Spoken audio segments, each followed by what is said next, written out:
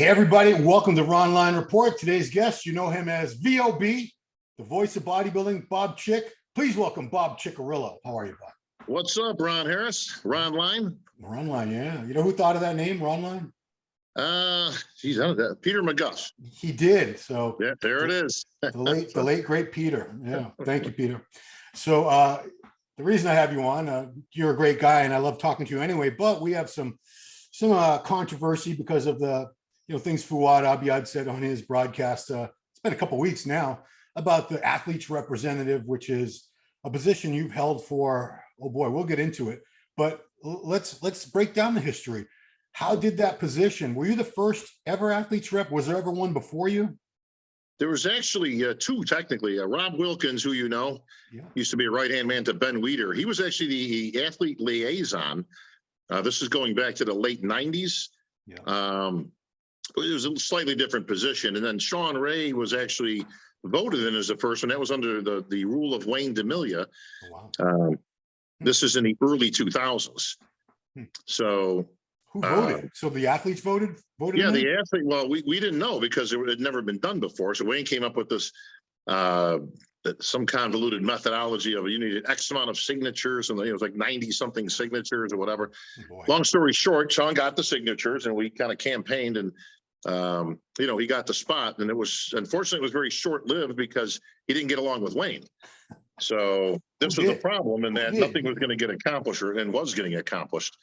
So I'll make the long story real short because we got a lot of stuff to cover, I'm sure. Yeah. So what ends up happening is Sean leaves the position. He says, I'm out of here. This ain't going to do nothing.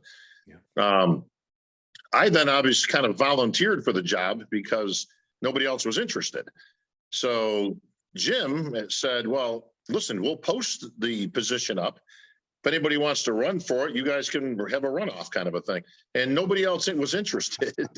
So I kind of was voted in by proxy and appointed to the position. And that was 20-something years ago. So. Wow. Okay. So, at the time, what were you thinking? Here I am. You were still an active competitor at the time. So right. What were some of the things that you and the other athletes at that time were interested in changing or improving on back then? Well, unfortunately, I didn't get a lot of help from a lot of people because people just generally didn't say anything about anything. There was no demands and list of things.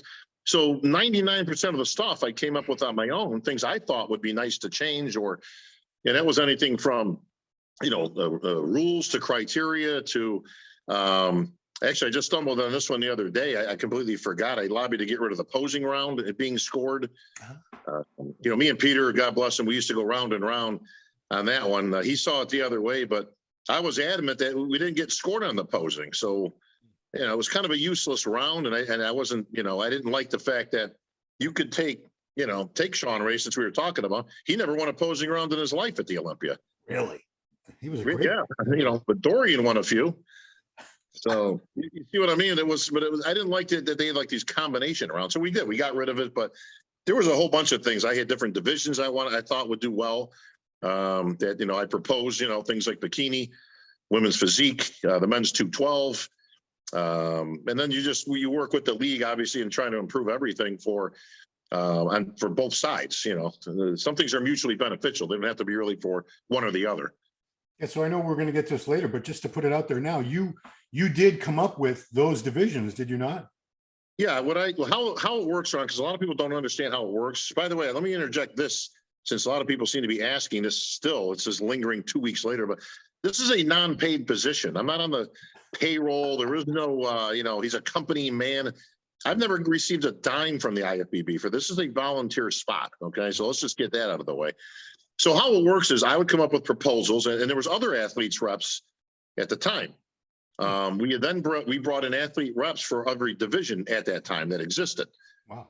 So Betty Pariso was on there. I think Jenny Lynn, God bless her. She was, I think, the rep for the fitness.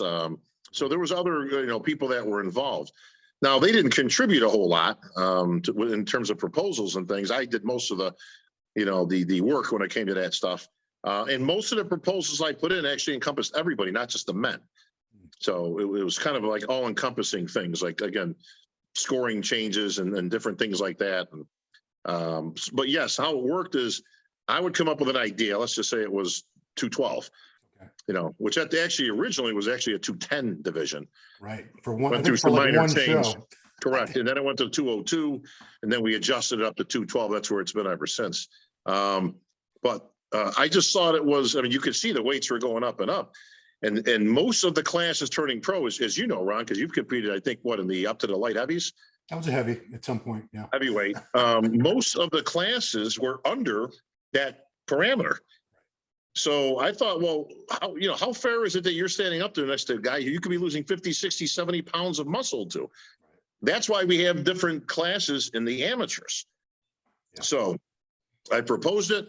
It gets put before the Pro League committee, gets voted on, and then it gets accepted or not accepted. And that, and like I say, a few other proposals I've had were accepted, like bikini was accepted. And like I say, women's physique was accepted. And then there's just various other things. I'd have to go through a whole, actually, I put a whole list on MD on one of the threads, I think, that you would put out there. Yep. Good. Quick question. I know I'm all over the place, but was there ever a division proposed that never became one? There was divisions from, there was not from me, no. Okay. The three that I proposed were accepted. I know Betty at one point came up with an idea to change women's bodybuilding into different classes, things like that. But women's bodybuilding at that time was on the decline, so they didn't feel like it was going to really help anything, so they declined that. But there was a lot of different proposals. Some things that didn't make a lot of sense from other reps, so to say. But they were kind of more complaints from various people. What I would do is I would take in whatever came to me and then filter through it. I didn't want to propose ridiculous things that, before the pro league that I knew wasn't going to go anywhere. Well, what's the most ridiculous thing you can remember someone wanting to change or propose? Well, there's a lot of stuff around. I mean, think of one good one. There would be things I would literally shake my head at night. Like, I can't believe you just brought that up in front of, like, your job as a rep is to represent, right? Yeah. That doesn't mean you bring every lame-brained idea to the table. I mean, you're supposed to, like I say, kind of filter that out, but I can't even remember specifically. There was some stuff that I would just shake my head and just go, that's never gonna, all athletes should have their way paid to a show. Yeah. And I'm thinking, who's paying for it? Like, how's that happening? Yeah. Yeah, that way. I mean, ideally that makes sense. I mean, you'd think these are pro athletes. They shouldn't have to pay to get themselves to a contest or any of that. But yeah, where's that money coming from? Yeah, I think that's a misconception. Is there's this abundance of money that's just being withheld from the athletes or something? Well, people have to understand that, yes, we have a slightly different sport than a lot of other quote sports. Okay, we're kind of a combination thereof. If you're a PGA Pro golfer, okay, you're a mainstream sport. There's millions and millions of dollars. Most of that money comes from obviously big time mainstream sponsors and, more importantly, TV revenue. Right. Now, we don't have either or. We're 0 for 2. Okay, we don't have those kind of numbers, Ron. We don't have that kind of influx and that type of support. So the money is generated by promoters. The NFL puts on football games, right? Major League Baseball puts on baseball games, so on and so forth. The IFBB has never put on a show in the entirety of the IFBB. Yeah, the IFBB is a sanctioning body. Right. That's what they do. So when people say, "Oh, the IFBB has to do this," no, that's not the way it's structured. Promoters are the ones who this is putting their hands on. Listen, if a promoter tomorrow wants to give away $1 million in prize money, I am here to tell you that Jim Mannion will not say no. Okay. Yeah. He'll say, "God bless you, kid. I hope you make $1 million too, but good for you." Right. Yeah. But that money has to get justified somewhere. There's a return on investment, a give and take, a yin and a yang, all that stuff. And one has to the ends have to justify the means. Right. Yeah. I mean, the two show, I believe, correct me if I'm wrong, but the Arnold Classic, obviously that's invitational. So the Arnold committee, they pay for those athletes to come to compete in the event. They put them up. And I believe the same thing with the Olympia. The Olympia pays the expenses for those competitors. Yep, that's exactly it, Ron. And those two are the ones that do pay for, if because you have to qualify, obviously one by, qualification standards, in this case, the Olympia qualification series, and the other one by invite, as you mentioned. Yeah. So let's go back. We actually had a brief conversation at the Chicago Pro about this, because some of the changes people are asking for now are saying, why don't we have? You tried to get the athletes on board with them years ago and got no support. One was healthcare. People were saying, especially past couple of years with all the health problems and people dying, saying why isn't the IFBB provide, health medical insurance for these athletes? Now, you did try to get the athletes health insurance. How long ago, and what was the reaction? What was the response? I was actually successful. I actually did get, and I got a group health plan through Aetna, so it was a major carrier. Yeah. Through a buddy of mine named Joe Antori, who at the time put out something called the Pro PTA. And it was basically a big network of professional personal trainers. So they were IFBB pros that were personal trainers. And he kind of put this whole business together with it, which was fantastic. And I light bulb went off in my head one day, and I says, we had looked into getting group coverage with a bunch of bodybuilders, which, as you can imagine, Ron, was not well received. Since none of us are even on those charts like you see, we're all 100 pounds over the weight limit. I mean, those things are outdated, but that's not the point, right? But I thought to myself, you know what? Maybe I can't get coverage for a bunch of bodybuilders, but I can get it for a bunch of personal trainers. So what we did was we had pros, and it cost nothing to join, so to say, became a part of the Pro PTA. So now you were a personal trainer within this network, and we had group coverage that was available for any pro that wished to get it. And it lasted for about a year and a half, and then it got cut because of lack of interest. We didn't have enough people that were now. A lot of people get coverage through their jobs, or their wife has a real job, and they get it through her, right? Or they got it through whatever, right? Military or whatnot. We honestly, Ron, there was nothing wrong with it. Everything was cool. It just didn't have enough. We couldn't maintain enough people to keep the group coverage rate. Wow. So. Yeah, I have mine Aetna through my wife. Yeah, true story. So another thing that happened was did you try to unionize? Did you try to get the guys to form a union at one point? And the same thing, you couldn't get them on board? That's what started the whole thing. So prior to the athletes, there was no athlete representation to say.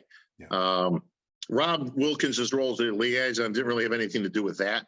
So I thought at the time, the only way that bodybuilders are going to ever get anywhere is if they were as one. You have the power of the people, as do the people out there, right? In America, you actually have the power to shut things down in a minute's notice if you were all on the same page. I had a meeting. I put a meeting together. I put stuff out in public, and I put my name on it. I wasn't like some sort of, behind the scenes thing. I was basically a new pro at that point, but I had been around a while. And I did. I put the meeting together that we had at the Arnold, and about 20 guys showed up. That was it. Even though I had over 100 people. 100 pros had basically signed up as being interested. And at the time, about 20 guys showed up. We kind of batted around some ideas. And at the end of the day, we didn't have the support. And some of the loudest mouths at the time, though, like Lee Priest, who people like to keep mentioning as being this big rabble rouser, was literally sitting on a table outside down the hallway, 20 feet away from the meeting room, and would not come in. Wow. That's a fact. So, listen, you can either put your money where your mouth is, but all that talk does nothing. I put my name to it. And I said, look, this isn't against the federation. It's for the athletes. It wasn't something I wanted, a big power struggle or something like that. I actually wanted to call it an athletes association. I didn't even like the word union, just because it automatically, you think, you got Jimmy Hoffa running through your mind and, strong arming people. That's not what this was about. Yeah. But it was going to give a voice to the athletes. And again, at the end of the day, Ron, all that talk and all, here's the problem. The guys at the top wanted to stay at the top. They were the ones making the money. They were the ones with the contracts, right? They were the ones placing in the top 10, let's say, of the Olympia. So they didn't want to rock the boat. Okay. The next guys in the middle, thought they were the next guys in line. So they didn't want to rock the boat. Hey, man, I'm knocking on the door. I'm next in line. I'm going to beat these guys next year. So the only guys that gave a crap were the guys at the bottom who had nothing to lose anyways. Wow. And literally, that's what you had. People were afraid they're going to get blackballed, or their placings were going to suffer. I says, okay. And so the next step was to get at least an athlete rep, and that's when the whole change started with Sean. Yeah, but when you say people were afraid to rock the boat, I do believe back in that era, you could get penalized, and you did get penalized. I believe Sean Ray was penalized for being so vocal and for being outspoken and saying we need to rotate the judges and this and that. I can't just blame one person, Wayne D'Amelia, but during his reign of terror, I think there was a lot of, can I say it, effery? I think there were You can absolutely say it, because I agree that, listen, Wayne was not a nice person. No. He did a lot of bad for the industry, for the sport. You know, people like to praise him as being this great contest promoter. And listen, I don't take it away that he could promote, but there was a lot of things he did that were detrimental. His buddy Lee Priest, as we talked, he fined him the most money of anybody in history of bodybuilding. Wow. And then Lee went over to compete with him when he started his own federation. I always thought that was amusing. But no, Wayne was not good for the sport. You know, did we get anything done? Yes. I put a whole list of stuff that people can go on that thread on them, right on the MD forums there. And that was a partial list of stuff that I was able to accomplish working with the IFBB and Jim Mannion and all that. You don't have to be against them. That's not what this is about. This is what can we do as collectively as athletes to make things better. And being quite frank with you, Ron, I don't get any input from anybody. To this day, like you mentioned, the whole Fouad thing started this thing, right, with Fouad and all that. Yeah. Listen, I offered to debate Fouad anytime he wanted to. He declined. He did call me. He called me when the thing blew up. He called and apologized, which I appreciated, you know, because he thought maybe he went over the line a little bit with the, you know, saying I didn't do anything for the athletes ever. He was ignorant when it came to that stuff. And he did apologize. And again, I appreciated that. Then I says, well, great. Listen, why don't we can, you know, debate the merits, or listen, you got questions to ask? I can answer anything you got. There are reasons behind some of these things. Okay. And we decided to go on his show. We said, look, we can go on your podcast, mine, whatever you want to do. You got a bigger following. Let's go on your show. Okay. And we're going to do that. And I'll set up for the next day. And then he bailed out the next day. So he declined. He didn't want to debate. He didn't want to, you know, question any, you know, he just said, yeah, I don't want to do it. Well, here's the thing. I saw like polls people could vote on various social media platforms.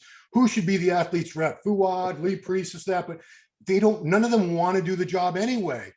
You know, it's a thankless job. You're not paid. That it is. Nobody's like you know, I don't know what you could do that would really make the athletes happy. I mean, get them all, you know, $1 billion contract. I don't know what would really satisfy people as far as, you know, Bob doesn't do anything for the athletes. What could you do in their minds that would make you, you know, in their perception, a great athlete's rep? Well, let me go back, Ron, because you bring up some great points, right? Number one, and I'll use Fouad as an example, right? To this date, now you don't have to go through me. Now, he knew I was the athlete's rep, although his contention is that nobody knows I'm the athlete's rep. Oh, that's fine. Listen, we'll go with that, okay? But he knew, and he's never come to me with anything, ever. I've never had one conversation with Fouad in all these years, because most of the athletes, when they're competing, don't care. Yeah. They're wrapped up in their own world of getting ready for shows and getting to the Olympia. They could care less, Ron, right? So I don't hear nothing from nobody until after they retire. Then all of a sudden they got some stuff. Fouad to this day has never come up to me with one idea, never come up to me with one concern, suggestion, comment, anything. He also has never contacted the Pro League. Now, you don't have to use me at all. Listen, I'm a medium. I'm a go-between, right? Athletes, right? You come to me, and yes, I do have an inside track to, you know, the Pro League and Jim Mannion and Big Steve and Sandy and all of them, of course, right? Yeah. But you can listen, every pro has one thing in common, Ron. Well, two things in common. No pro ever got into this for the money. and they all have the ability to contact the Pro League, because that's how you get your card.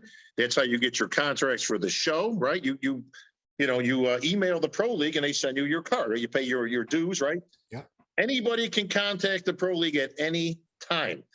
Hey, I got an idea. Hey, I got something to say, or I got a concern. I got a question, right? You don't even have to use me, but you know how many emails they've received to this date, Ron? None. Zero. Big zero. Yeah. Now, to how do I put this? I'm going to use the very guy that was on that original podcast, which is a friend of mine, which is Guy Cicherillo. Okay. I love Guy, right? Stand-up guy, you know, no pun intended. You know, had a decent career, like the whole thing, right? Now I'm going to use Guy as an example, since he wasn't really too vocal about the whole thing. He just kind of chose to sit there and not say too much about it. Guy Cicherillo had spent his whole career in the division that I proposed and thus put in place, right? 212. Yep. Right. So my proposal, I put it in, Pro League voted on it. All the powers that be thought it was a good idea. Boom, it was accepted, right? Yeah. If the 212 doesn't exist, and you can put any, I'm not picking on Guy, I'm just using him as an example, right? Yeah. Where is he today? He would have done a couple open shows, probably done poorly, and that would have been the end of Guy. That's fair, right? And nothing against him, right? No. But that division opened up the opportunity, because one of the critiques was, I think even that was Fouad, I think that said it. Could be wrong on that, but he says, well, yeah, he created a few divisions, but that was more for the federation than the athletes. And I thought to myself, how is that even possible? Now, listen, did it benefit the federation?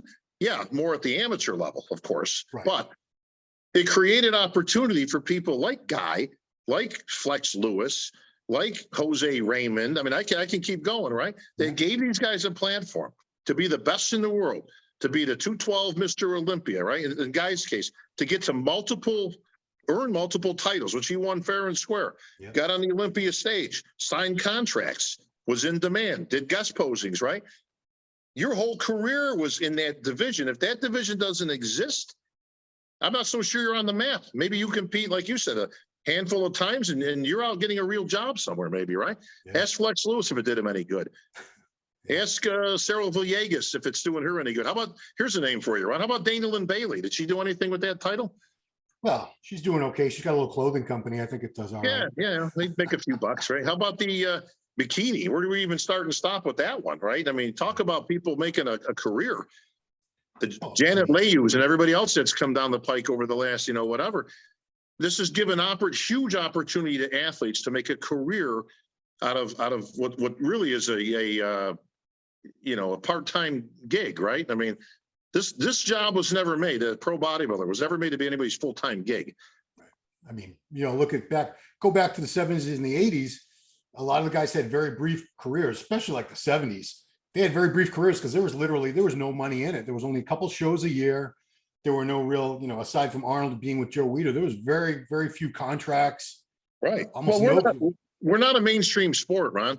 No. So this was never put in place for somebody to make a full-time gig out of it. Now, granted, listen, some people have made some very impressive livings out of it, but it's up to what the IFBB does is they give you a platform.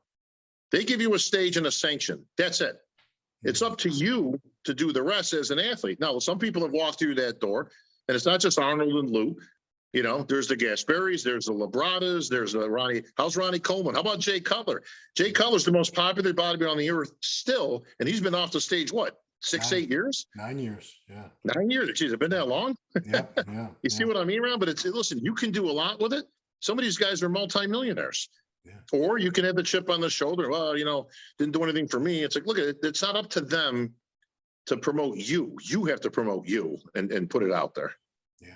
So another big knock on you, Bob, because I'm asking all the tough questions today, is that you're a company man because you're friends with Jim Mannion, Steve Weinberger, Gary Udit, all the top officials, the top promoters. You're at every show. How can you be the athlete's rep and you're friendly with the organization and the promoters?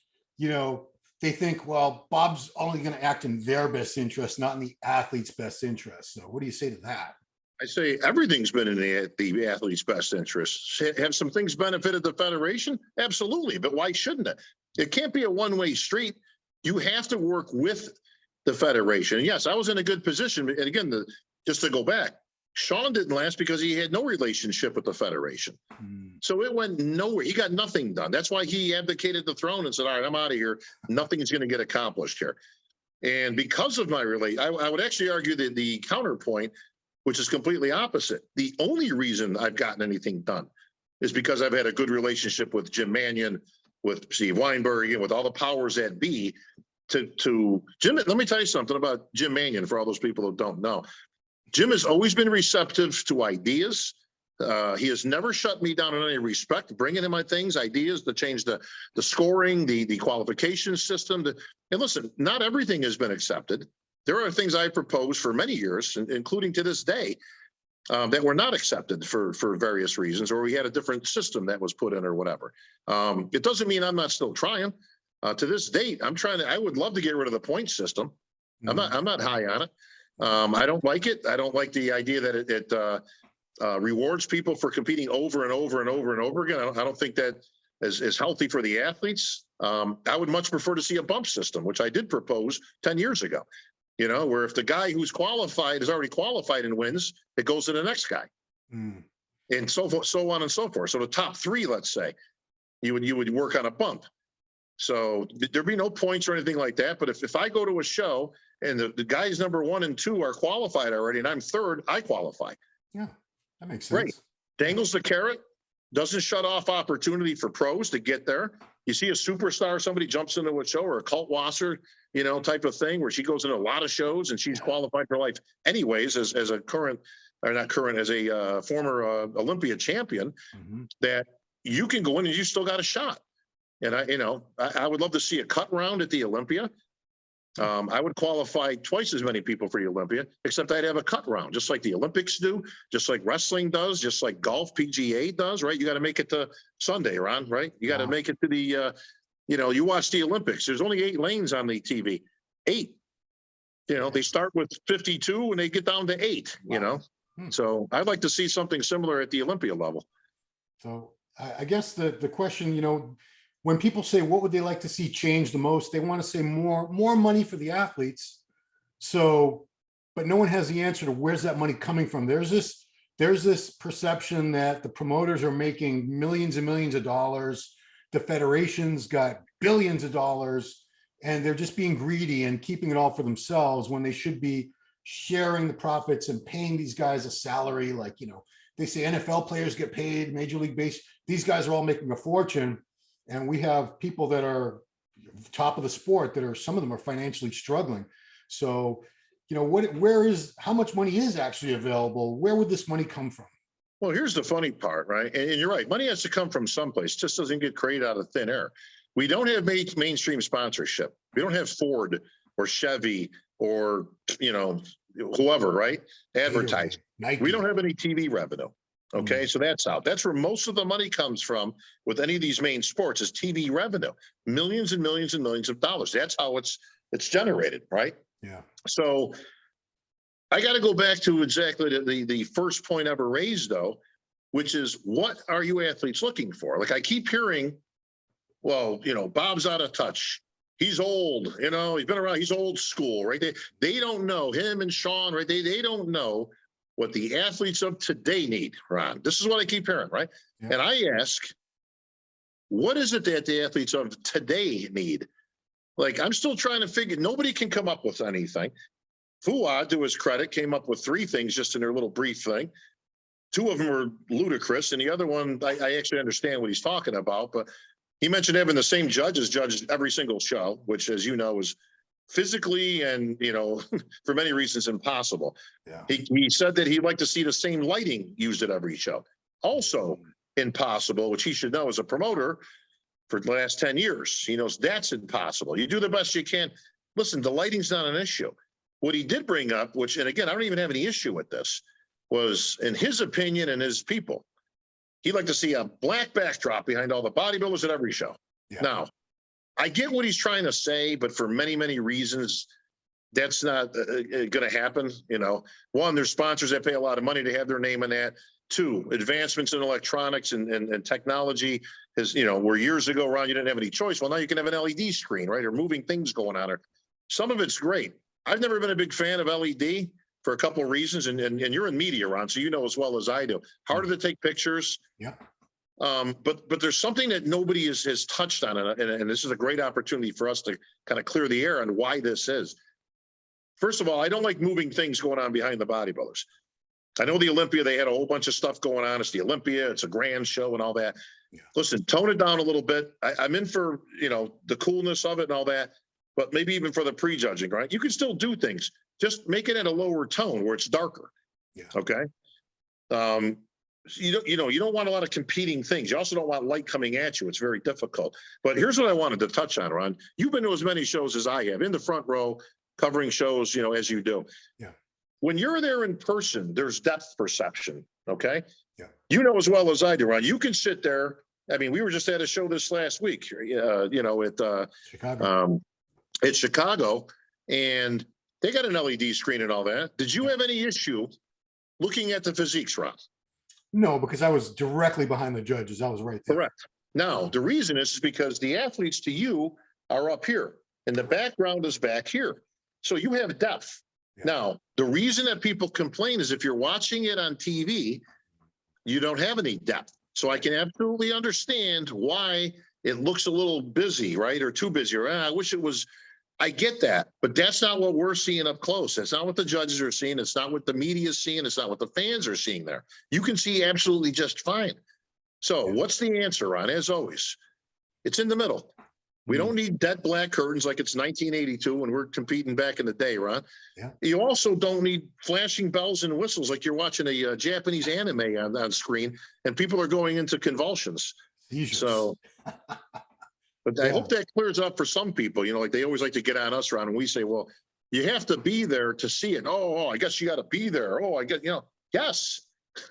Well, the problem is a lot of people, the only way they're seeing shows now is on the pay-per-view, or honestly, the pay-per-views are not getting a lot of buys because the fans now know that there's a few bodybuilding channels that 2 minutes after judging is wrapped up, there's going to be a video of first call outs. So they're like, they don't bother buying pay-per-views most of them. Let me tell you how right you are, Ron. Okay. So for those, again, I'm going to use Fouad's, his clientele as a example of how things work and why they don't work. Okay. Fouad's got a pretty impressive following, right? I don't know, it's 300,000-400,000 people, I think, on its at least, right. Yeah. Here's the thing, by the numbers, the overwhelming majority, I'll just make up a percentage, but I'm not far off. Okay. Somewhere between 90 and 98% have never been to a show, don't go to the shows, and don't buy the pay-per-views. Right. Now, I'm not picking on his fan base, right? I'm using him as an example for anybody's fan. Listen, Nick's Power, he's got a great following. Nick Cicherillo, he's got a following. Palumbo, believe it or not, has got a following, right? You got your own following, right? All these people. If you add up all the numbers, we would have sold out venues. You're at venues, Ron. Do you see one sold out lately? Nope. No. Nope. Pay-per-views. I can tell you firsthand as somebody who's worked with it. I was one of the people that started the whole webcast thing with bodybuilding.com back in the day. That was one of my ideas and proposals that we start the webcast and all that thing, right? Those were great because they were free. so we, and we did it on purpose because we wanted the traffic coming through bodybuilding.com and, hey, while you're watching the show, exit through the gift shop. We got some great stuff over here, right? Yeah. But for paying pay-per-views, the numbers are pathetic. They really are. Now, that tells me that all these people, all in a huff out there, we need a rep, get Bob out of there, all this, pitchforks and torches, Ron, going through town, right? Yeah. Marching down to Pittsburgh. Most of you people have never even been to a show. Most of you have never purchased a pay-per-view. We know this because we have the numbers. Yeah. They're very, very low, surprisingly low. And that's because pros don't sell tickets for the most part. We're not big enough on the scale. We don't have those kind of grand numbers to warrant TV. Like, because you've been around, again, as long as I have with this stuff, that we used to be on ESPN. Yeah, that's how I got into this business. I was working on the ESPN American Muscle Show. That's right. That was your beginning, Ron, right? Yeah. We had better coverage in the 80s than they do. Why aren't we back on TV now? And I can tell you why, and you know why, Ron. We did get our chance, and we were on ESPN, and we had some damn good coverage. They had professional people, like you say yourself, and Joe Fowler, and this guy, and that guy. Hello, everybody, and welcome to the USA, the whole thing, right? And what happened? We didn't have the numbers. Right. Yeah, we didn't have the numbers to substantiate. If you know how TV revenue works, okay, you get a viewership. And the higher that viewership is, the more money it's worth. The more that Folgers Coffee wants to buy a commercial, or an insurance company, or a car company, or what's his name? The My Pillow guy, right? Or any of these people, right? That's why Super Bowl commercials cost like $1 million just for the 30 seconds, or $2 million. Correct, brother. So what happened? Why aren't we on there? Because we didn't have the numbers to substantiate it. Then you get dropped. And you get dropped because you don't have the clientele that nobody wants to, it's not worth anything. So you get replaced. Well, they even have the hot dog eating contest on. Yeah, you know why? Because the hot dog contest gets millions of viewers. Yeah, I think that's the biggest misconception among bodybuilding fans, is that there's millions and millions of bodybuilding fans supporting the sport, and there's not. It's no. You've probably been in this situation back when bodybuilding was on TV on ESPN.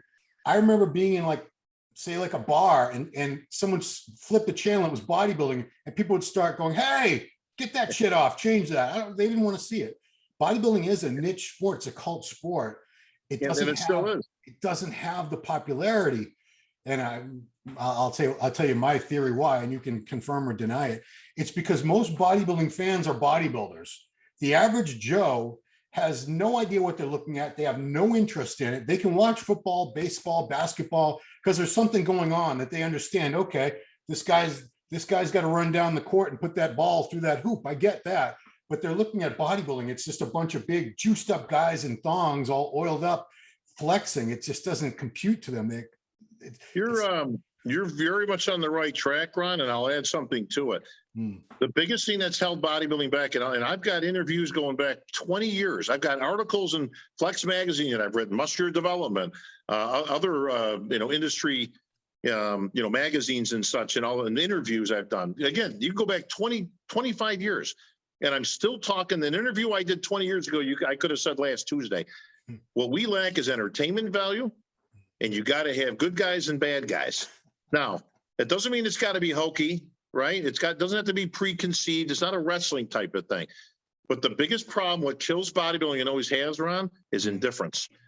People don't care because there's nothing going on between the two guys. You've been to, again, 5,000 shows, Ron. What's the most exciting part of any bodybuilding show you've ever been to?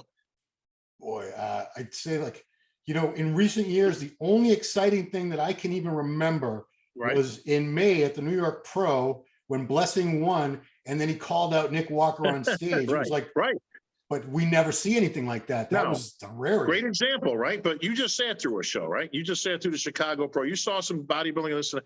The only exciting part of anything at any point during a bodybuilding show is the pose down. Now, why is that? It's because that's the only time that anybody has any interaction with each other, right? Guys moving around, elbowing each other out of the way, getting in front. You're trying to upstage somebody, right? It's the only time you have any of that stuff happening, or like the old press conferences, right? You got Phil and Kai. Holy shit, they're going to go at it, man. These guys are going to get into a fight. Or, we had some great moments at some of these press conferences, but only when they're butting heads, right? And they're getting into it. Don't have to be hokey. Doesn't have to be the old WBF. But you need characters, and we've got characters. We don't even have to make up stuff. We've got lots of characters in bodybuilding. That's what's got to get put out there, though. That's what needs to be put out there to generate interest, to make, listen, you got to love and hate people, right? If you don't care who wins, then that's the problem, right? You don't care. Wrestling has been able to make themselves into a multi-billion-dollar industry with something that everybody knows. It's not like the 50s, Ron. Everybody knows it's fake, right? Preconceived, predetermined, whatever you want to call it, right? It's a show. It's literally a show. Just like a magician is out. Does he really make the elephant disappear? No, it's a trick, but it's still entertaining, right? Well, holy crap, how did he do that, right? That's what we need. We need entertainment factor. We need to make good guys and bad guys. And again, not in a fake way. We don't have to preset things or do anything, but man, that would go a long way. Because then somebody might care to buy a pay-per-view. Hey, man, I want to see that Blessing guy get his ass handed to him. I don't like him. He's loud. He's boisterous. He's great. Listen, I'll take that all day long. I'll also take the guy that thinks he's the greatest thing since sliced bread. And I'll take the guy that wants to see him and Nick Walker go back at it, right? You've got to create these type of things or it goes nowhere.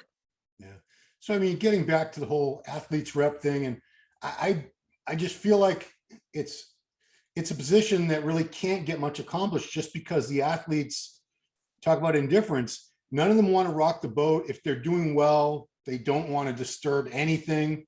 There's still that fear that, because it's a subjective sport.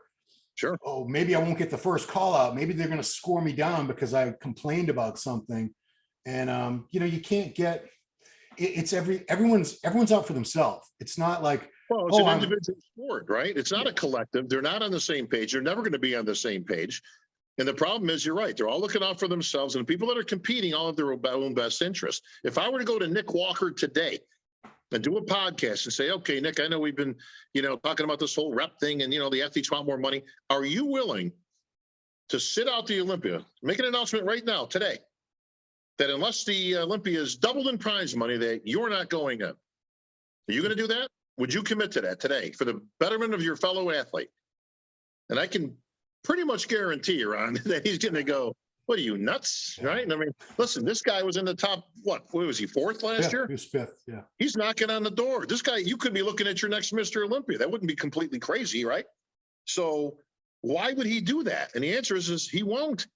Yeah. And neither will anybody else, okay? They're not going to put themselves in that position so that everybody else can benefit. So that's the problem. You're not going to hold the federation hostage, right? That's not the way to accomplish things. Listen, if you bail out, there's five guys right behind you that'll pop themselves right in there, right? Okay, guys, they're not raising the prize money enough. We're not doing the show.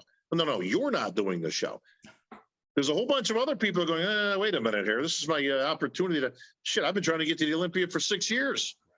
Yeah. So that's the reality of the situation. There is no union. There is no strong arm that you're going to pull. The best that you can do is to have somebody that is willing to work with the federation. And listen, again, Ron, it doesn't have to be me. Anybody is free at any time to contact the main office with these grand ideas that I'm still waiting for to this day. I'm still, even though all this stuff broke, Ron. Yeah. Now, one thing has come my way in terms of, well, I got a few ideas or I think something should, this needs to be addressed right now. These athletes of today need different things of athlete. I'm still waiting for that list. What do they need? What, safe spaces? Well, I think it's always been the same. If you ask people what they want, it's always just more money. Whether it was 20 years ago or today, everybody always wants more money. Listen, Aaron Judge wants more money, and they offered him, some ridiculous amount of money. He went, that ain't enough, right? Yeah. So everybody wants more money. We all get that. But you chose a sport called bodybuilding, right? So did I. If I wanted to make money, I could have gone into golf or been a professional, football player or something. So yeah, it's great that we've all, listen. Some of us make a living. Two of them on this podcast right now. Sean Ray's never had a real job, and he's always had a job in the industry, and so on and so forth. So the world's your oyster, but there are no demands as it is would be, and I'm still waiting. Again, I welcome anybody, and I keep giving my email out, IFBB Pro Rep at AOL.com. Any pro out there, contact me anytime. Let me know what your ideas are, or if you've got a suggestion, or if you've got a complaint. What complaints we do get are very few and far between, and when we address them, whether it's a scoring thing, whether it's they felt they didn't get looked at, or they had an issue with a judge. We have had things like that. And we've looked into things. If there's a problem, it gets addressed, by the pro league directly.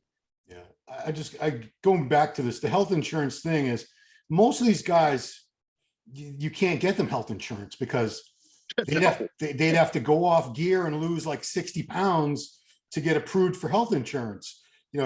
These insurance companies, they're not a charity.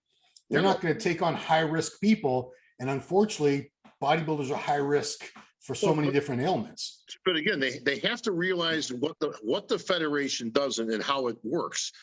This federation and the way professional bodybuilding is structured. The IFBB Pro League is a sanctioning body. Okay, so when they need to, they're not your employer. The IFBB per se doesn't employ one person. Okay, so that said, there is no group rate. Again, the best you can do is something I did. Anybody can do that, Ron. Yeah. I tell you what, if there's somebody out there right now, and I don't care whether it's Fouad means well. I mean, I don't think he's got any bad intentions, right? There is nothing stopping somebody like him from saying, okay, guys, I'm going to put together a group health rate for everybody here.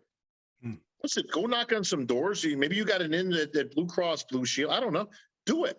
Yeah. The federation's not stopping you. I'm not stopping you. Nobody's stopping you.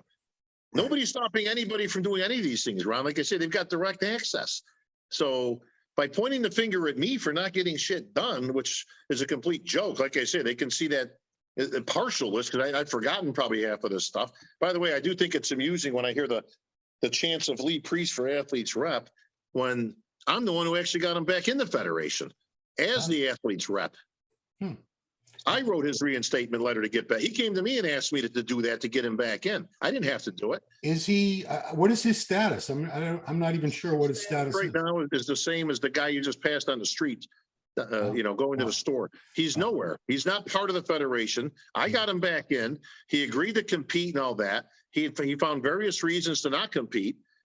And then he, you know, went on Romano's show, I think it was at the time, and it was still bad mouthing the federation after we got him in.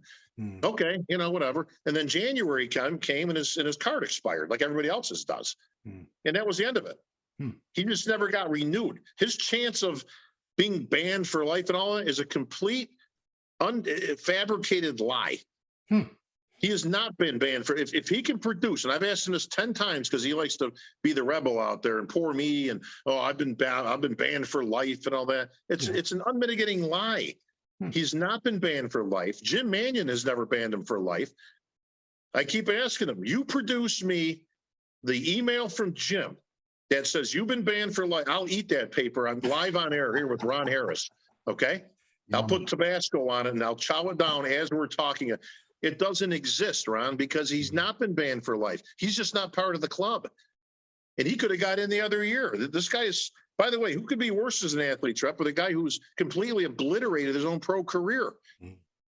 Yeah, but I mean, you know, going back to the people saying this, you know, Fouad or Lee, or I can't remember. I think Guy, did someone suggest Guy maybe? Yeah, why not? Sure, everybody. But, you know. But nobody's stepped up and said, yeah, I'd like to take that position. But more importantly, Ron, nobody suggested anything. Again, where are this? They've all got shows, they've all got podcasts, they all talk the talk, but not one person has come up with anything other than a couple of those ludicrous ideas, which again can't even happen because, you know, just for 1,000 reasons each. Not one idea with any merit has been brought up by anybody yet.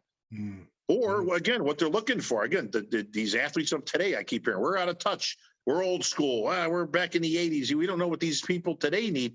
And again, what do they need? Now, granted, there are a few things that I can apologize for myself, Ron. Oh. I have not put a proposal in for safe spaces at shows. I understand that's a thing these days. Yeah. I never have actually asked anybody what the preferred pronoun is before I announce them. So maybe that's something I could be doing. You need to work on that. I've never actually asked for gift baskets to be sent to every room upon arrival. Oh. You know, so there's some things there. You know, maybe I should be doing more homework. I tend to focus on the bigger things, bro. You know, it's funny that, you know, there will be suggestions in the comments of this, but they're not going to come from pro bodybuilders. They're going to come from fans who, you know, everybody loves to complain and pick things apart. And most of them don't make any sense because they don't know how the system works or anything. They should pay again for everybody to do anything, right? They should do this, they should do that. And it's like, who is doing this? Like, who is paying for this? Yeah. I mean, not every promoter is, you know, oh, these greedy promoters, greedy. Let me tell you something. You and I both know, and we're not going to mention names, people recently, right, who have lost their ass at shows. They're not making any. You think they're making money? Because I can give you a whole checklist off the air, Ron, of how much these people lost putting on shows, or you know, trying to better the sport of, you know, we talk about greedy promoters. Most promoters are not exactly rolling in dough. And you know, I want to put it out there because during the pandemic, when they could only sell a very limited amount of seats, because I remember some of those shows, like people were sitting, like, you know, they had to do the 6 feet apart. Oh yeah. Promoters were there. Anybody who was putting on shows at that point and during that era was losing their ass, and they still got no credit. They could have easily said, okay, no Chicago Pro this year, no New York Pro. We can't afford it. Yeah, but Ron, I would suggest to you right now, 50% of the shows right now either lose money or break even. Yeah, 50%. And the pay-per-views, I guarantee you, almost all, if not all of them, most of them are losing money. They've never made a dime on the pay-per-view. Again, you'd have to sell so much sponsorship to just pay for it. Yeah. You know, listen, we know the cost. I specifically know the cost because I do promote shows, and I have been around for a few minutes, and I'm, I've learned a few things over the years. But promoting shows will put a light over your head as to how expensive things are. Listen, you're going to dump $100,000 out for a pro, for a good pro show. You got sanction fees, you got prize money. I mean, again, we were just at the Chicago Pro. I had the sheet in front of me, the breakdown, Ron. There was $70,000 of prize money at Chicago. 70,000. I think it was a little over, but let's just go with that. Yeah. So let's just say you're the promoter of Chicago, right? You're already 70 grand in. Now, I don't know what the sanction fees are for all those, but let's just say it's another 30. You're $100,000 in, and you haven't done anything yet. Wow. You haven't secured a venue, put up a light, a stage, paid anybody, flew a judge in, paid for anybody's, travel and all that kind of stuff, right? Yeah. You haven't scratched the surface. How about awards, right? You got to have awards too. You got, you do all this for a $10 plastic trophy. If anybody can point me to the guy who's making $10 trophies, by the way, please email me at that IFBB Pro rep at AOL. I want to meet him because I can save myself a bunch of money with $10 trophies. I want to know who's making these. Tim Gardner was just giving out samurai swords, for goodness sake. He had samurai swords, medals, tiaras, right? I mean, Tim is one of the best promoters out there, but again, this is not greedy promoters, folks. If most of these people just had the knowledge or they weren't so ignorant of the facts or what goes on, it's like they wouldn't be saying some of the things they're saying, Yeah, you didn't even mention ludicrous. the cost of renting the venue. A lot of them are unionized. You got to pay some guy like, $50 an hour just to stand there and look at everybody. You can get that for 50, let me know, because let me tell you, union costs, I've spent God knows how much money on venues and unions and again, everything. If you go to a convention center style setup, all you get is what they call a vanilla box. That's it. There's nothing in it. It's just a big empty place. You got to put everything you see, people, is paid for. Every seat costs you money. Every seat. Every table costs you money. No, tables, they're $20 a pop. Next thing you know, you got $1,000 just in tables, right? Yeah. For venue, for the judges, to put trophies on, to put the stage, the LED screen, everything. Black curtains cost you money. All right, everybody wants a black curtain. Well, guess what? Even that ain't cheap, right? The pipe and drape is not cheap. Nothing's free. Staging is not cheap. The music and sound guy, again, if you're going through some of these places, Ron, sometimes you got to use their people. You don't have a choice. You can't bring in I got a guy. It's like, no, you got our guy. That's what you got. And you're right, $50. How about 100 or 200 an hour? Yeah, it's good to be in a union, I guess. But man, so yeah, I hope we cleared up that these promoters are not greedy bastards raking in millions of dollars and keeping it all for themselves, and for the poor bodybuilders get nothing. I'd love, in a perfect world, I'd love to see bodybuilders making way more money. But the fact is, like you said, it's not a mainstream sport. It does not have a huge fan base. We don't have TV. We don't have mainstream sponsors. We got some clothing companies, some supplement companies. We're doing the best we can, and we're keeping the sport going for sure. In large part to all these new divisions have been added, been able to keep the sport afloat. But well, that's another thing. You stumbled on a good point, right? If we were just relying on bodybuilding as it would be, we would have been out of business years ago. Oh yeah. Yeah, I freely, because I was so opposed to any new division. I think fitness was the first one. I'm like, what do we need this for? We got bodybuilding. What do we need that? And then figure, why do we need? I was opposed to every single division that was added, pretty much. And now I understand that I wouldn't be making a living in there would be no bodybuilding to be working in. I'll tell you what, just like we did with the pro athlete, the guy Cicherillos and the Flex Lewis's, and these guys giving a platform to compete and have a career and make a lot of money and all that stuff. I'll go the other way because, again, I've done nothing for anybody, Ron, all these times. So let's just take one of the divisions like, let's say bikini, Ron, right? Sure. Now, you've been to, again, 10 million shows. What's the biggest amateur? Let's just go, okay? What's the biggest class of any amateur show, Ron? Bikini.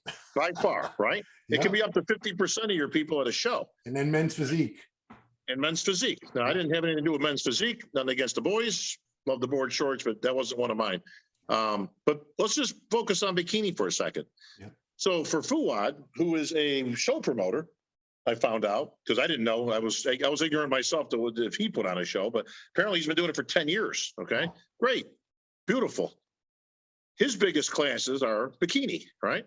Yeah, that's fair.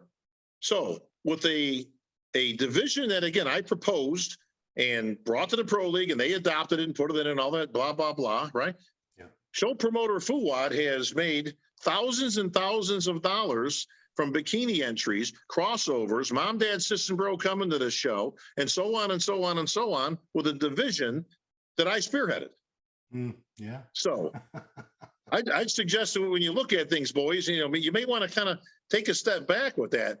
Now, yeah, there's a lot of other people, yes, it's not a one-man show, and I've never said that it is, right. But you can at least give credits due.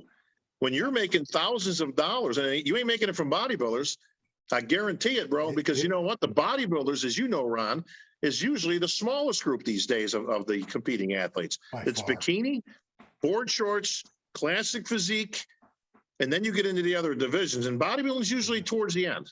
Yeah, no, absolutely. Because I go to amateur shows too, and the numbers for bodybuilding are so much lower than they used to be. And, you know, I sit through a lot of bikini classes, a lot of men's physique classes and so on, but I understand that the promoters, if it weren't for those divisions, these shows would not exist. We wouldn't have a sport anymore. It'd be No, gone. you really wouldn't. Bodybuilding would be a microcosm of what it is now. Yeah. It would only exist in tiny little venue. It'd be like going back to the 70s, Ron. I mean, that's literally what it would be like. Right. You know, when it started. But all things evolve. All things kind of move along. Listen, we're happy as a federation. I would like to, you know, if I were to speak for them for a moment, to say they're very pleased, obviously, with giving more people an opportunity, more of a platform. Again, you know, bikini, women's physique, figure, fitness. You know, there's a little something for everybody there. Wheelchair. Yeah. That was a nice addition some years ago. I worked hand in hand with Nick Scott to bring that forward. The beast. Yeah, the beast. But you know, he did the lion's share of the work, but I'm the one who kind of, you know, guided him along and all that. And Nick put out a nice video in my defense. I want to thank him publicly for that, because it was nice to at least to see some of the pros coming out and saying, well, wait a minute, you know, Bob's done a few things here. Let's not get crazy. You know, I've written reinstatement letters. I've written visas for people to get into the country because they need something for their sports ministry to even get here. There's tons of stuff, just tons of stuff that you do. Now, no, it's not a 9-to-5 job, people. Okay, things kind of come as they come, and you know, again, you don't stop working. Again, I'm always looking to put things that I think will progress the sport, put more money in athlete. You know, I did lobby years ago to add more money into the Olympia, but not for the top 6 spots, for spots 7 through 10. And we did that for a couple of years, but then we had a change of regime and they kind of reverted back. I don't like the idea that if you make the finals at an Olympia, that you shouldn't have a paycheck in your hand. True. Now, I get it. It's not 4th grade T-ball. I get it. Okay. Not everybody's going to get a trophy. Okay. This ain't the duck pond. But if you make the finals at the best in the world competition, the Mr. Olympia, or the Olympia weekend, I should say, with I don't care what division it is, you should have a paycheck in your hand. Absolutely. And does everyone get a paycheck? Not right now. No. I mean, well, when you say everybody, I mean, the top 6, I think in some, top 10 might be in some other. Top 10 would be great. I mean, honestly, personally, I would like to see only the top 10 on the Joe Weider Olympia stage on Saturday night. Yeah. I mean, now you can present like the men's open and women's bodybuilding. Great. They're the 2, you know, oldest, you know, as it is. Do you want to present more of them? I don't have any real issue with that. But when it comes down to the placings or the monies and all that, top 10. Okay. Yeah. Top 10. I obviously people would say, well, it shouldn't just be Mr. Olympia, but just to put it out there, when Arnold was winning the Mr. Olympia title, I think the first couple of times he won it was $500 for first place. I think by the time he was retiring, it was like $1,000, and now it's $400,000 for first place. Yeah, I mean, listen, Jake Wood, to his credit, okay, because again, he takes a lot of flack. Let me tell you something about Jake Wood. He came in at about the wrong time you could possibly come in, right? This poor guy buys the Olympian, COVID hits, right? Yes. Literally, probably should have canceled the show, but he insisted that he was not going to cancel the show. He didn't care. He knew he was going to take a loss because obviously with the COVID restrictions, we didn't even know if we could have an audience for the first year. We thought we were going to be like literally like a TV type of thing where it's just like a, you know, you're going to have the basics there. There's going to be no studio audience type of thing. And, you know, Jake, to his credit, stuck to his guns, said no. And not only did he choose to put the show on, Ron, but he actually increased the prize money. That's right. Now, you got to reward that. Like, you know, a greedy promoter. Well, how about Jake? This guy increased the prize money on a year that arguably was going to be a loss. I mean, there's no way, right? Had to move in the 11th hour from Vegas to Orlando. Yeah. We didn't even have a venue for a little while. Like, it was a done deal. And let me tell you something. If it was the old regime, they would have canceled it. No question in my mind, none against AMI or David Pecker, but they're a corporate entity. There's no way in this earth that they would have. We would have lost an Olympia for the first year in the history of the Olympia, the 57 years, whatever it's been, for the Olympia, right? And then the second year really isn't much better than the first, right? Restrictions are still around. We're in Orlando again. He raised the prize money again. That's right. Yeah. So listen, I mean, again, give credit where it's due, people. But when you got somebody like Jake who wears his heart on his sleeve and will do things, and it's not just for the female bodybuilders.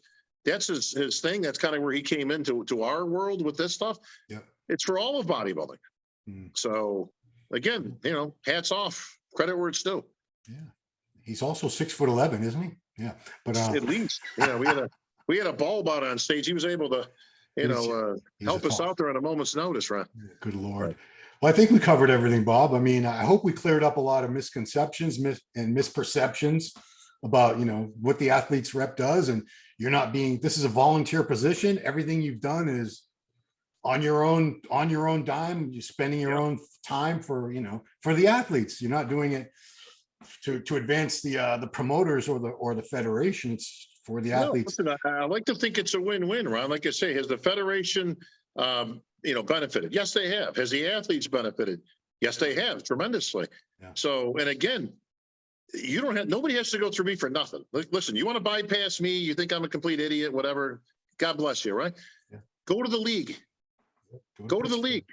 You can address them directly with any of your concerns, any of your ideas. Listen, I am waiting for all these monumental ideas to come through, these game-changing things, Ron, or again, maybe something I haven't thought of about the athletes for today or whatever. I'm open for it. I'd love to see it. And so far, still nothing. Yeah, because it's easier to just complain. Complaining is so easy. It's just like second nature to most people at this point in our society. Well, yeah, listen, I could have complained back in the day too, but all I did is try to start a union. I put my money where people can say whatever they want, but at the end of the day, I'm the only one to ever do that. Talk is cheap, Ron. Like I say, complaining and going on, we didn't have the internet back then in this way. There was no podcast or anything, right? So, no. We had to kind of go about things the old school way. But I put my money where my mouth is. I stuck my neck out in my career at that time, to do something that I thought was worthy. And let me tell you something. Had we got it done then, it would be a different day today. But well, you didn't have the support. You just had no support from the athletes. No, and let me tell you something. I like to give credit where it's due. These athletes and all, you can thank the pro league for what you got today. You can thank Jim Mannion for what you got today. And I don't throw that out because I've known him all my life, in effect. But he's always had an ear. He's never shut me down for ideas. He'll listen.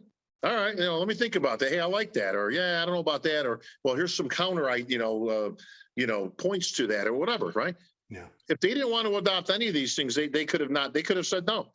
Right. They could have said no. Listen, I've come up with 100 proposals and stuff. Some they've taken, some they haven't. Some were kind of put off till later and then put in. Great, but without working with Jim, without Jim looking out for the athletes, because the difference between Jim and Wayne was simple. Jim walked the walk. Wayne never did. Right. And Jim has always had the respect of the athletes because he was a bodybuilder, is a bodybuilder, and will always be a bodybuilder.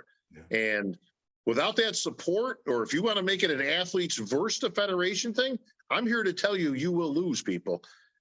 Okay? It's not going to be good. It's not going to help us collectively. It's not going to be good for the sport. Yeah. So, yeah. I mean, I don't think most of that ill will, I don't think most of that comes from the athletes. I think it comes from fans who are, unfortunately, mostly uninformed.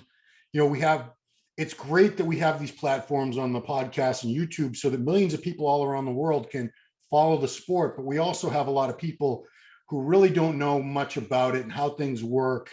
Whereas back in the day, fans, I think because they paid to go to shows, they paid to go to seminars, right. they read the magazines. You weren't a casual fan back in the day. If you were a fan back in those days, you were invested in it. It took effort. It took time. It took money. Whereas now, maybe I'll check out Fouad's podcast. Maybe I'll check out Nick's Strength and Power and see what's going on in bodybuilding. It's a lot more casual. Anyway, yeah. Listen, you want to get my Voice of Bodybuilding podcast, your Ronline report, listen, maybe we're old school, Ron, and that's okay. I'm not making any apologies for being old school. No, I'm probably not going to get the numbers of a Fouad or a Nick's Power. But if you just want bodybuilding talk, if you want just the facts, if you just want why things work, how they work, that type of thing, we have the kind of podcasts that are going to pertain to, more the hardcore bodybuilding fans. And that's cool. That's fine. Yeah. What I'm not going to do is waste my time talking about sophomore things and just stuff. I mean, listen, God bless anybody who wants to listen to anything they want to listen to, but that's not what my show is designed for. And you've been doing this for years, Ron. So, you know, you cover the bodybuilding scene in the world, and you give these athletes a platform, and that's what we do. We love the sport. Can I just say one thing, Bob? Sure. And you're new, Mr. Olympia. Hey. Thank you. I just want to say that. That's your catchphrase. Everyone wants to hear their name as the new. Yeah. So well, there's a few catchphrases that they want. It's either the new or once again or and still. So, yeah, depends on what seat you're in, right? Yeah. I mean, I know your voice so well. If I'm going down from my room in the elevator to the lobby, sometimes I can hear you while I'm still in the elevator. Go, that's Bob. How funny is that? It's a very unique voice. You know what? It's been a great ride, man. I mean, the best seat in the house still beats a real job. And I mean, listen, for any of us, I mean, listen, I grew up like you did, Ron, with the love for bodybuilding and wanted to be wanted to be Mr. Olympia and all that stuff, right? And you know, the Olympics. Remember when Ben was working on getting us in the Olympics and all that? And you know, I had those same dreams. So every once in a while, I'll find myself just kind of sitting up on the Olympia stage or the Arnold or one of these, or overseas in Kuwait, you know, or something, and think to myself, man, what a great ride! Like who would have ever thought, you know, 30 years ago, right? That, you know, you'd be doing what you're doing, Ron, or you know, I'm on stage announcing the next Mr. Olympia, or, you know, every Mr. Olympia to date that we've had, you know, on stage. You know, there's been some pretty cool stuff. So I still love what I do, man. And listen, whether I'm ever the rep or not, if Jim came to me tomorrow and said, all right, you know what, Chick, we're done with this whole rep thing, you know, it's a pain in the ass, whatever, right? You know, it's outlived its usefulness. It doesn't change anything of what I do.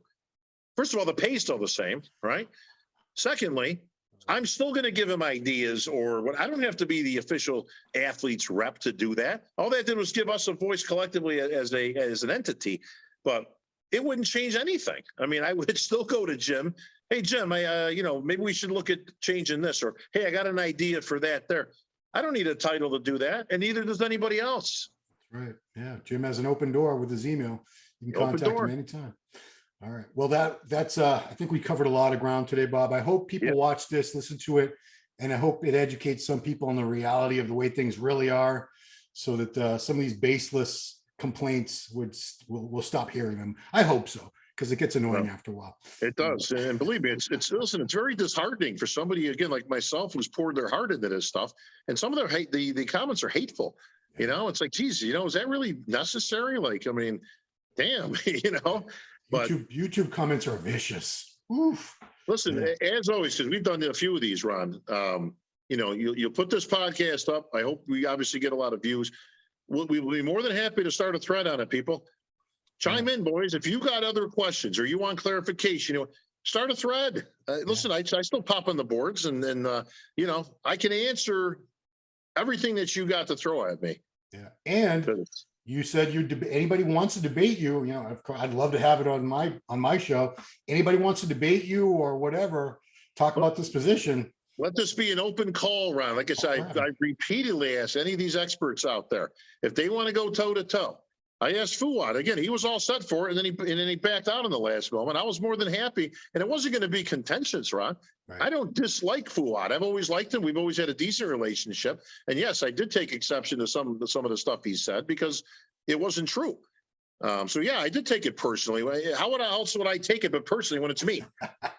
So, but that said, Fouad or this guy or that guy, whoever, you want to debate, you want to go over the merits, you want to go down that road of trying to figure out why things happen, or you want clarification, bottom line is the same as always, Ron. I may not always be right, but I ain't never wrong. What a great way to close it. All right. Well, thank you, Bob Cicherillo, the voice of bodybuilding, the athlete's rep. I hope a lot of people watch this, because I just want some of this information to get cleared up. That's the main reason. Of course, I want views, but I would love for people to understand the reality of the situation, because a lot of them just don't have any idea.